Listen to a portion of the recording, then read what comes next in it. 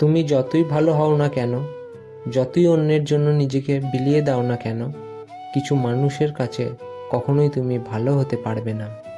ছোট মন নিয়ে কোনো বড় কাজ করা যায় না।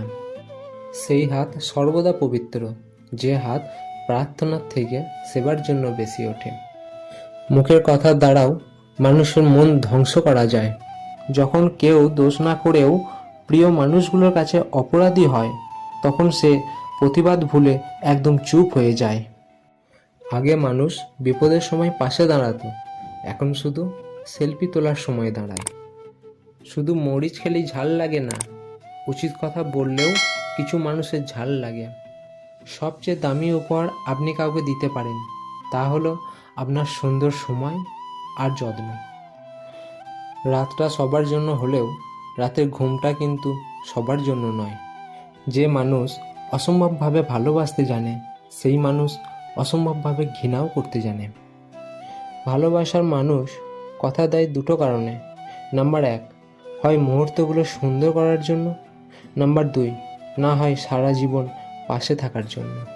যন্ত্রণা সেটা নয় যেটা আমরা বহন করি, যন্ত্রণা সেটা যেটা আমরা গোপন করি।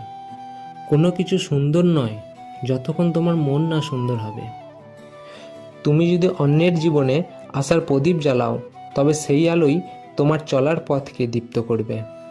একটা সম্পর্ক কতটা মজবুত সেটা খারাপ পরিস্থিতিতে আসলেই বোঝা যায়। বেশিরভাগ মানুষ অভিযোগ করেই বেশি সময় নষ্ট করে, যা সত্যিকারের কাজে লাগালে সমস্যার সমাধান হয়ে যেত। যে ব্যক্তি অতি সৎ, সে ব্যক্তির রাগ বেশি, কারণ তিনি অন্যায় সহজে মেনে নিতে পারেন না।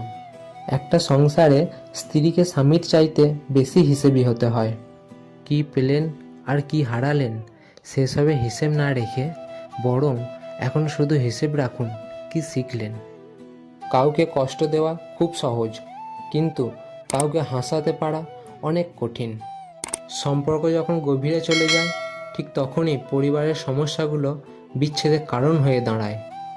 শুধু কথা বলা হয়নি বলে কত সম্পর্ক ভেঙে গেছে, শুধু কথা বলা হয়নি বলে কত মানুষ আমাদের থেকে দূরে চলে গেছে। একটা কথা কি জানো তো, অতিরিক্ত কোনো কিছুই ভালো না। মানুষ বিচ্ছেদের শোক কাটিয়ে উঠতে পারে, কিন্তু অবহেলা বেশি দিন সহ্য করতে পারে না। জয়টা নীরবেই আসে, তাদের ভাবতে দাও তুমি হেরে যাচ্ছ। মুখে মুখে সবাই আপন, মনে মনে নয়। কে আপন কে পর কাজে পরিচয়।